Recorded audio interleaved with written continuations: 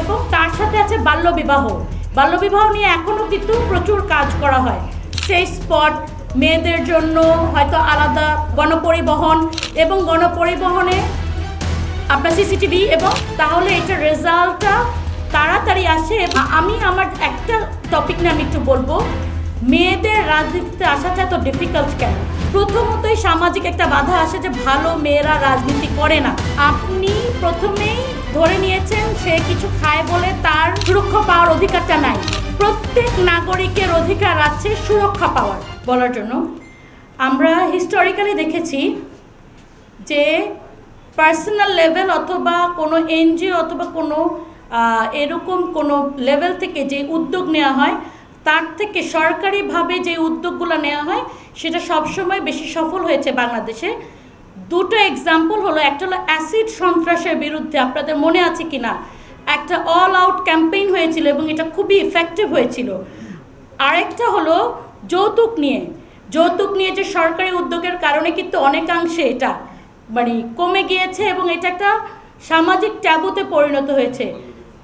এবং তার সাথে আছে বাল্যবিবাহ নিয়ে এখনও কিন্তু প্রচুর কাজ করা হয়।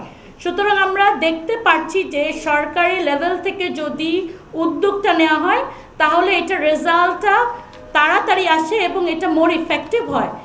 তাই আমরা বোধ করছি যে সরকারি এই নারী কমিশনটা গঠন করাটা এটা একটা খুবই ভালো ফার্স্ট স্টেপ। এবং যদি আমরা যেই প্রস্তাবনাগুলো রেখেছি সেই প্রস্তাবনাগুলো যদি রিফ্লেক্টেড হয় ওনাদের কমিশনে এবং তাদের কাজে, আমার মনে হয় আমাদের নারীদের যে অনেকগুলো বাধা, যেটার কথা আমাদের বন্যা আপা বললেন, আমাদের ছাত্রনেত্রী মিতু বলল, সেই জায়গাগুলো কিন্তু অনেকটাই অ্যাড্রেস হয়ে আসবে। যেটা ধরেন আমরা যেটা বললাম যে আমি আমার একটা টপিক নিয়ে আমি একটু বলবো, মেয়েদের রাজনীতিতে আসাটা এত ডিফিকাল্ট কেন? এই যে 6টা ব্যাপার বললো না, যে সুরক্ষা নেই, রাস্তাঘাটে সুরক্ষা নেই, স্বাস্থ্য সুরক্ষা নেই, বাচ্চাদেরকে দেখার কেউ নেই, পারিবারিক যে নিউক্লিয়াসটা ছোট হয়ে যাওয়ার কারণে কেউ নেই, তারপরে হলো পারিবারিক ডোমেস্টিক ভায়োলেন্স, পরিবার থেকে বাধা, এগুলি কিন্তু প্রত্যেকটাই এক একটা করে ইস্যু কিন্তু একটা মেয়ের রাজনীতিতে আসা এবং এসে টিকে থাকা। শুধু আসা না, এসে টিকে থাকা। আমি যেহেতু এটা নিয়ে বছরের পর বছর কাজ করছি, আমরা দেখছি কিন্তু যে একটা প্রথমতই সামাজিক একটা বাধা আসে যে ভালো মেয়েরা রাজনীতি করে না। তারপরেও যদি কোনো কারণে একটা মেয়ে অথবা মহিলা ওই টাবুটা কাটিয়ে মানে রাজনীতিতে ঢুকতে পারে, তারপরে তাদেরকে এরকম প্রত্যেক দিনই সামাজিক, ফাইন্যান্সিয়াল এবং যেটা পারিবারিক বাধাগুলোকে অতিক্রম করে টিকে থাকতে হয়। এবং এটা কিন্তু একটা প্রত্যেক দিনের ঝঞ্ঝাট, সেই জায়গায় টিকে থাকাটা খুব কষ্ট। এবং আমি মনে করি যদি সরকারিভাবে এই বিষয়গুলো অ্যাড্রেস করা হয় তাহলে আমরা যে বারবার বিভিন্ন জায়গায় বলি যে আমাদের 52% নাগরিক হলো নারী, কিন্তু রাজনীতিতে নারী সদস্য 1%ও না কেন, আমার মনে হয় সেই জায়গাটাকে আমরা তখন অ্যাড্রেস করতে পারবো। ধন্যবাদ। আপনি প্রথমেই ধরে নিয়েছেন সে কিছু খায় বলে তার সুরক্ষা পাওয়ার অধিকারটা নাই। এই জায়গাটা থেকে আমাদেরকে প্রথমে পিছিয়ে আসতে হবে। আমি একটু উত্তরটা দিই। এই জায়গাটা থেকে আমাদেরকে পিছিয়ে আসতে হবে। প্রত্যেক নাগরিকের অধিকার আছে সুরক্ষা পাওয়ার। হ্যাঁ, সে যদি কোনো একটা অপরাধমূলক কাজ করে অথবা মোরালি রং, অপরাধ না হলো মোরালি রং, যেটা আপনি বলছেন টিচারদের সামনে করছে অথবা খাচ্ছে, এটা মোরালি রং, সেটা আমাদের ছোটোবেলা থেকে মূল্যবোধ থেকে শেখাতে হবে, আমাদের শিক্ষাক্রম থেকে বিভিন্ন জায়গা থেকে পরিবার থেকে শেখাতে হবে। কিন্তু সেটা খায় বলে তার নিরাপত্তা পাবে না, এই জায়গাটা থেকে আমাদেরও নিজস্ব মানসিক জায়গাটা থেকে পিছিয়ে আসতে হবে এবং বুঝতে হবে যে প্রত্যেকটা নাগরিকের despite any conditions, bad conditions, তার সুরক্ষা পাওয়ার অধিকার আছে। আমি প্রেস রিলিজ দিয়ে দিচ্ছি, পেয়েছি ওনারা ইয়ার জন্য। আচ্ছা, আমি 6টা মোটা দাগে যে দাবি প্রত্যেকটা আমি একটু বলছি। জি,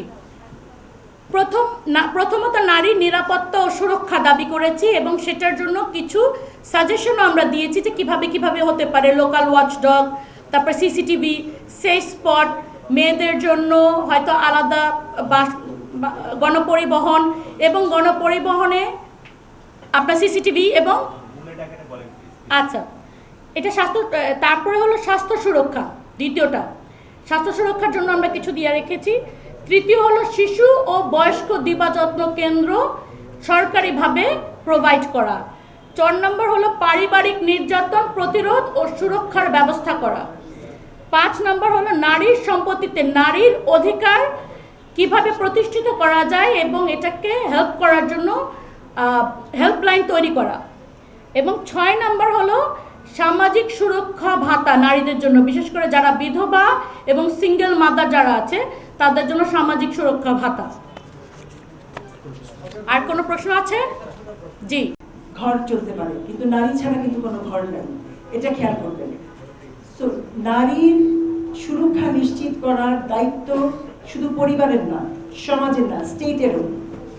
স্টেট লেভেলে নারীর সুরক্ষা দিতে হবে, স্টেট বাধ্য। নারীও নাগরিক দেশের, এবং নারীর স্পেশাল কিছু নিডস আছে যেটা কিনা পুরুষ থেকে আলাদা। সে নারীর স্পেশাল নিডসগুলোকে লক্ষ্য রেখে নারীকে আলাদাভাবে সুরক্ষিত করতে হবে সমাজে। যখন নারী সুরক্ষিত থাকবে একটি সমাজে, তখন আমরা একটা সুন্দর পরিবার পাবো, এবং সুন্দর পরিবার যখন পাবো তখন ভালো নাগরিক পাবো। কারণ নারী কিন্তু ভবিষ্যতে নাগরিকদের জন্ম দেন এবং তাদেরকে লালন পালন করেন। নারী নিজে যখন ইনসিকিউর, তার ভিতরে যখন নানান রকমের সমস্যা, ডিপ্রেশন বলেন, তার ভিতরে হতাশা বলেন, সে নিজে অত্যাচারিত, নির্যাতিত, সে কি করে আমাদের ভবিষ্যৎ নাগরিকদেরকে সুন্দর করে গড়ে তুলবেন? এই জায়গাটা আমাদের ডেফিনেটলি অ্যাড্রেস করতে হবে। এটা স্টেট লেভেলে অ্যাড্রেস করতে হবে, এটা ব্যক্তিগত পর্যায়ে আর রাখা যাবে না।